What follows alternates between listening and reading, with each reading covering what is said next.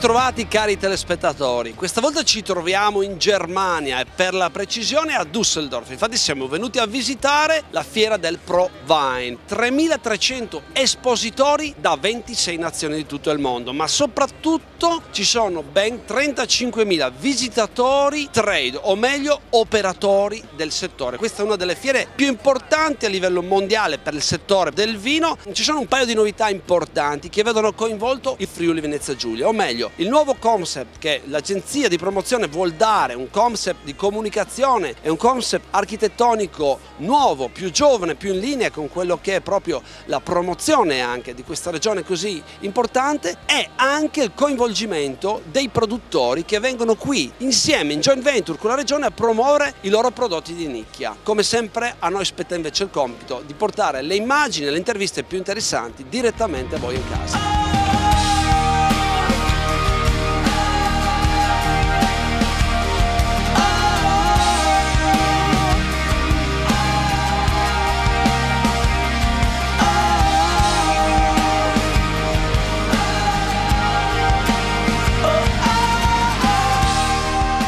Vicepresidente Ciriani anche in questa occasione ha voluto essere presente qui a Düsseldorf proprio a suggellare la sua iniziativa nel portare avanti un marchio unitario per i vini top del Friuli Venezia Giulia. Sì, per la promozione del nostro territorio e dei nostri vini ci sono alcuni appuntamenti che sono imperdibili. Uno di questi è Düsseldorf, altri sono Bordeaux, Londra e naturalmente Verona, Vinitaly. Noi abbiamo voluto presentarci con uno stand del tutto nuovo, rinnovato, con uno slogan che fa riferimento all'eccellenza del territorio friulano, cioè i grandi vini bianchi, con una logica internazionale condivisa con gli operatori. Noi vogliamo dare un segnale molto forte di unità, di condivisione e soprattutto di riscatto. È stato un anno difficile anche per i produttori di vino, però la regione è al loro fianco in tutti i modi per cercare di risollevare le sorti della nostra produzione, della nostra promozione agroalimentare e enogastronomica in tutto il mondo. La regione si sta dando molto da fare per sostenere anche un brand fondamentale come quello del vino. C'è questo nuovo nome che è il friulano, ci sono tanti produttori che hanno voglia di emergere.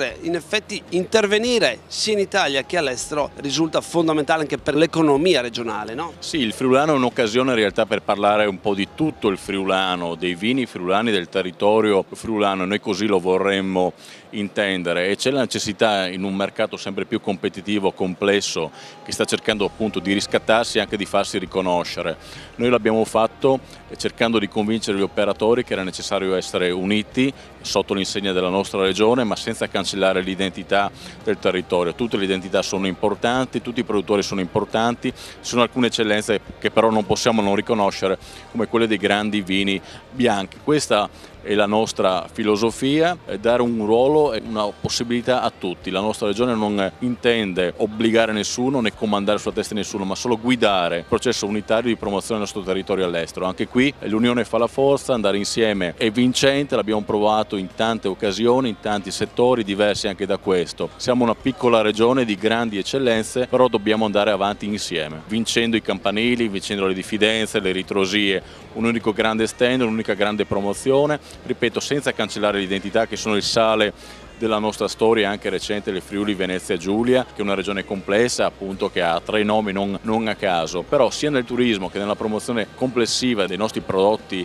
enogastronomici io registro un'inversione di tendenza, una volontà di uscire, di non arrendersi, di non rimanere chiusi in casa a piangersi addosso, ma di promuoversi all'estero in ogni occasione. La regione serve a questo, serve ad aiutare gli imprenditori che hanno voglia, volontà e come dire, cartucci da sparare ad avere un'occasione per poterlo fare. Michelangelo Boen, oltre all'importanza di essere presenti a Düsseldorf, 2 grandi novità qui proprio nello stand Friuli Venezia Giulia. Quello del nuovo slogan, quindi questa nuova immagine che è Top Wine and Food, ma soprattutto il fatto di portare qui attraverso una collettiva tutti i produttori unitamente con la regione. Sì, questo era un obiettivo che ci eravamo già dati l'anno scorso proprio qui a Düsseldorf, quello di accompagnare alla presenza istituzionale regionale una forza commerciale speciale rappresentata dai produttori della collettiva. Diciamo che per noi è una grande soddisfazione, anche perché ho visto che è stato apprezzato moltissimo da parte loro questa nuova immagine che abbiamo portato, ma questo ci rafforza anche nell'azione di promozione dei vini e del territorio regionale. Possiamo dire che adesso c'è anche lo strumento affinché anche i produttori più piccoli, quelli che non possono investire tantissimo, hanno il veicolo per venire alle manifestazioni insieme alla Regione. Diciamo che la Regione dà questa opportunità ai produttori con delle spese accettabili per loro di essere presenti su fiere importanti come questa e come quelle che saranno a seguire nei prossimi mesi. Io credo che questa azione possa essere di aiuto a loro e dare a tutti l'opportunità di partecipare, per cui partiremo con un'azione di comunicazione anticipata nei confronti dei produttori per le fiere a venire e anche per concordare magari un programma strategico di promozione comune. C'è questo nuovo slogan, c'è questa nuova immagine sobria in linea con i grandi vini friulani. Sicuramente questo mix sarà un'ulteriore risorsa, un'ulteriore energia per promuovere a livello nazionale e internazionale il brand Friuli Venezia Giulia. Abbiamo agito sul rinnovo non solo dell'immagine architettonica dello stand, che è un'immagine nuova, un'immagine pulita, abbiamo lavorato anche e soprattutto sul concept di comunicazione. Diciamo che era necessario intervenire perché il Friuli Venezia Giulia da un po' di anni aveva perso quello smalto di regione leader nel mondo della produzione di vini bianchi. Siamo partiti da un punto di arrivo, terra di grandi vini bianchi, l'abbiamo internazionalizzato, che era una necessità visto che la promozione va fatta ormai a livello internazionale, a livello globale.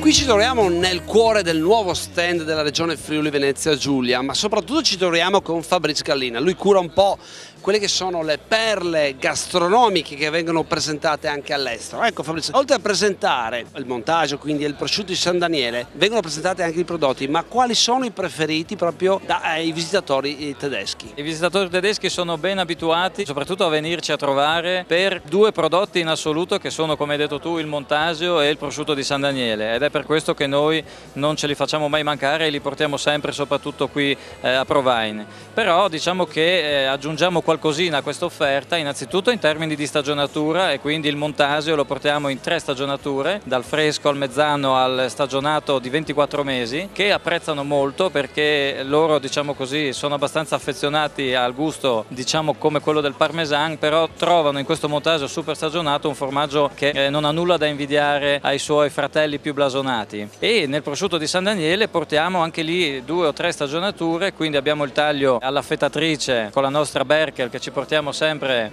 al nostro fianco, però abbiamo anche il prosciutto di San Daniele stagionato 24 mesi che tagliamo a mano, e per loro è un po' una novità e apprezzano molto anche questo tipo di prodotto. Naturalmente oltre a questi ci sono tanti altri piccoli prodotti di nicchia che loro apprezzano e che conoscono, perché devo dire che conoscono molto bene il nostro mercato, conoscono molto bene i nostri vini, ma anche i nostri prodotti e la nostra enogastronomia, e quindi quando possiamo cerchiamo di portare loro sempre qualche piccola novità da fare assaggiare. Pierpaolo Penco, insomma i consorzi avranno un ruolo sempre più importante per questa nuova idea che viene lanciata dalla regione Friuli Venezia Giulia all'interno delle manifestazioni vitivinicole. Il ruolo dei consorzi sta cambiando in questi anni, con la nuova legge che è in approvazione in questi giorni da parte del Parlamento e in pubblicazione sulla Gazzetta Ufficiale. I consorzi che hanno perso il ruolo, diciamo, di controllori della filiera che hanno fatto negli ultimi anni hanno mantenuto quello dell'assistenza tecnica e sarà ulteriormente amplificato quello della promozione. Di conseguenza i consorzi dovranno riuscire, possibilmente assieme, a creare delle integrazioni anche promozionali per andare a fare promozione sui vari mercati. Può essere un'idea per riunire sotto un unico tetto anche tutti i consorzi del Friuli Venezia Giulia? Ma in prospettiva si potrebbe pensare ad avere anche un ente unico che vada a coordinare da un punto di vista, chiamiamolo amministrativo, istituzionale, tutto quello che è l'attività delle varie DOC. La DOC nasce o dovrebbe nascere perché quel terreno specifico dice che il vino fatto lì è diverso marcatamente da quello fatto al di là della strada. Per cui non è un problema avere tante DOC,